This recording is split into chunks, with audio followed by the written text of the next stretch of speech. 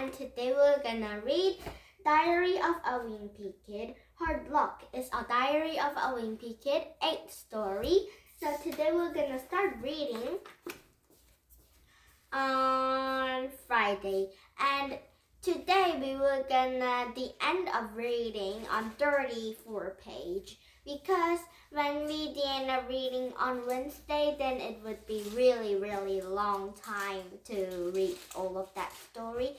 So we were gonna just the end of reading on 34 page for today. Now. Are you ready for read this one book with a lot of stories? Now here we go. And first we can read Diary of a Wimpy Kid, Hard Luck. Friday. I hate to say it, but Mama's prediction about me and Rowie is starting to come true. Ever since Abigail and Rowie got together, Abigail has been sitting at our lunch table with just old boys. I already mentioned how she's not a fan of the chocolate milk bubble blowing thing, but there's a lot of other stuff she didn't like either.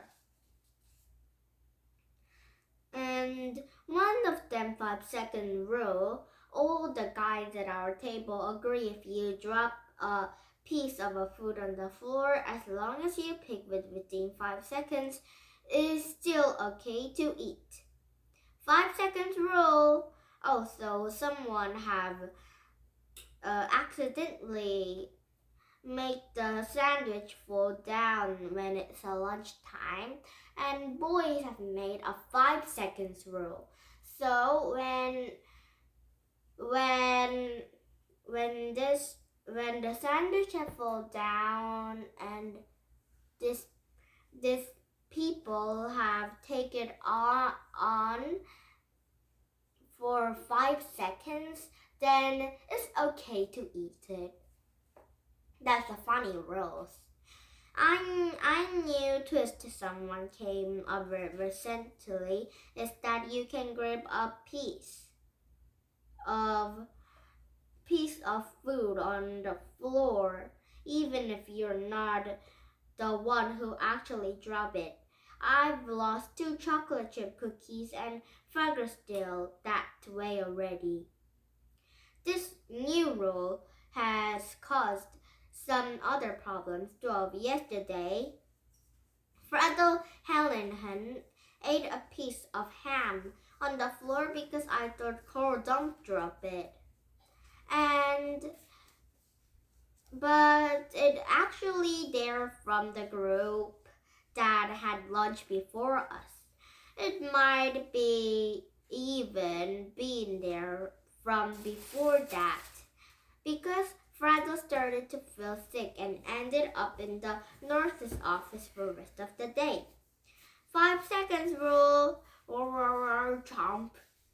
Something tells me they don't have 5 seconds rule at the table Abigail uses and sit at, or probably any of another girl's tables either. Another thing I bet they don't have is French fry Fridays.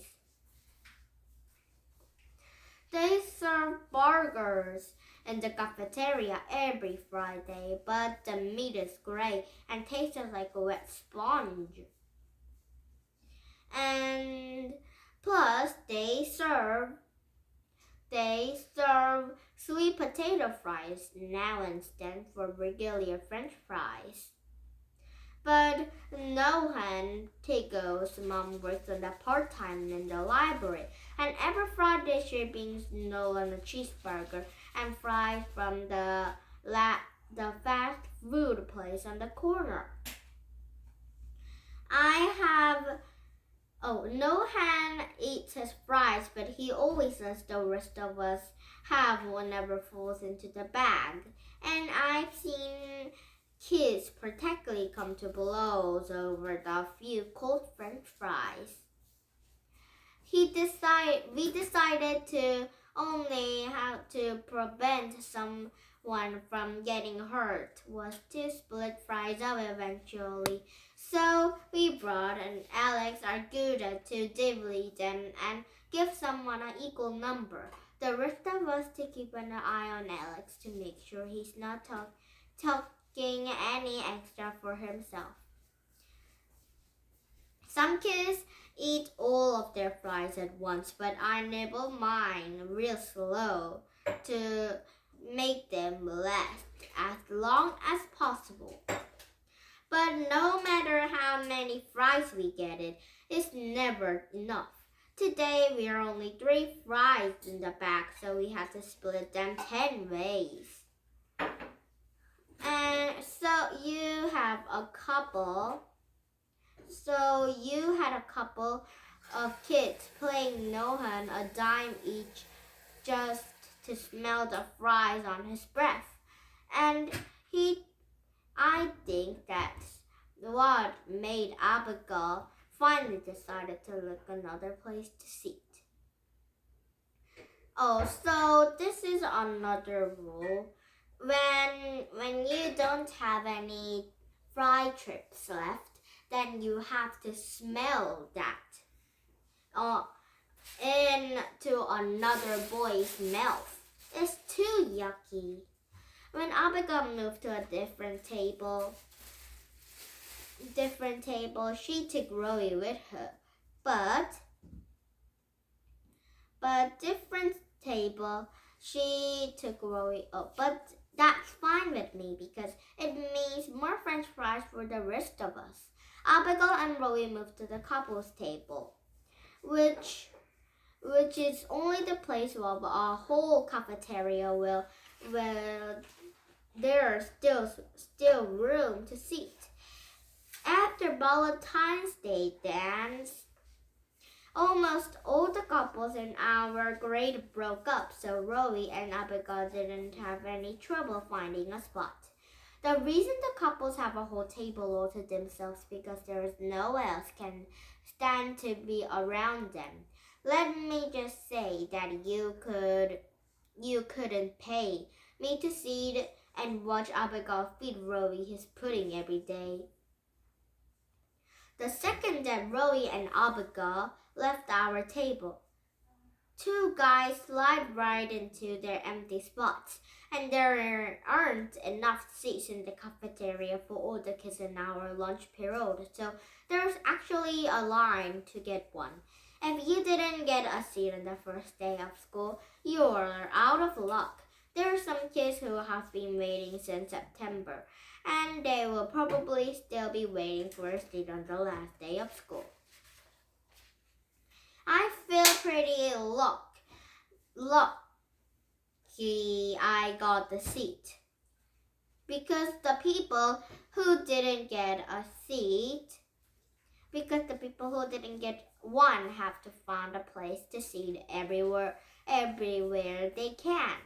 The kids in the middle of a line have pretty much given up hope that they are gonna get a seat. So some of them have started selling their spots to kids behind them.